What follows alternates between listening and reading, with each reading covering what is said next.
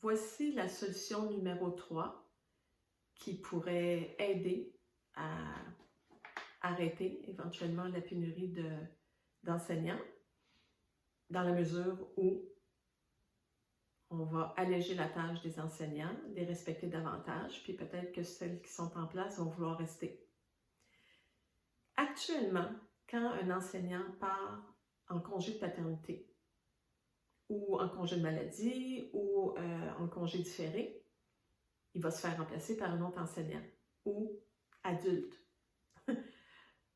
Actuellement, il n'y a pas, à ma connaissance, dans mon expérience, de principe de chevauchement. Ça veut dire que l'enseignant qui part, admettons le vendredi, il va être remplacé par quelqu'un le lundi. Ce n'est pas planifié financièrement pour que le nouvel enseignant qui va remplacer vienne rencontrer celui qu'il va remplacer pour qu'il y ait un transfert de dossier. On s'entend-tu que dans une classe, il y a beaucoup d'informations à transmettre au niveau cognitif, où est-ce que les enfants en sont dans toutes les matières, au niveau comportemental, il y a toutes sortes de cas d'élèves dans une classe.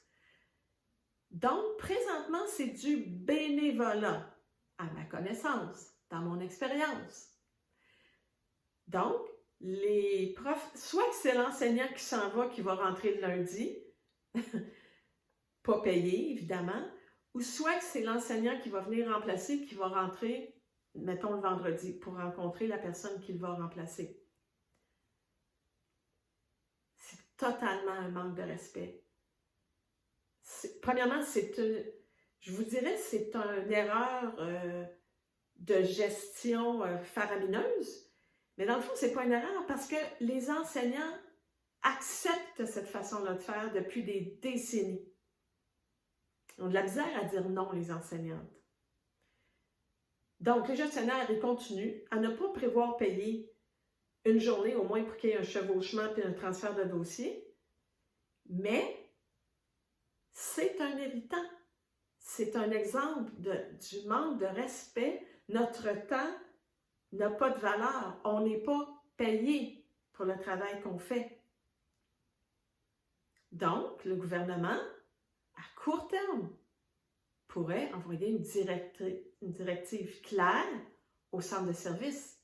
Évidemment, j'imagine que les centres de services vont leur dire « Envoyez-nous aussi une enveloppe budgétaire pour ça ». Ça va de soi.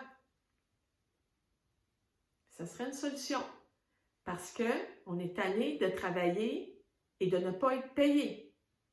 C'est une des raisons pourquoi on quitte cette profession-là. Moi, j'en ai vécu beaucoup d'irritants de cet ordre-là. Et je ne suis pas la seule.